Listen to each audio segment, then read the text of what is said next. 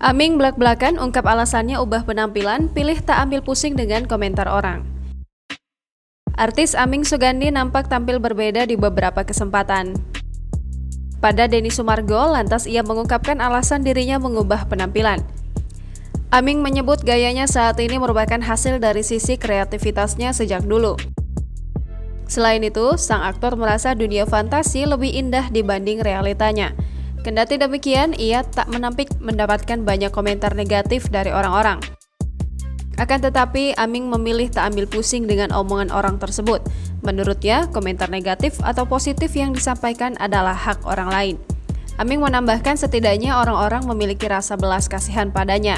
Tak sampai di situ, ia mengaku merasa nyaman dengan penampilan terbarunya. Pun, Aming senang ketika bisa membuat orang lain bahagia dan tertawa setelah melihatnya.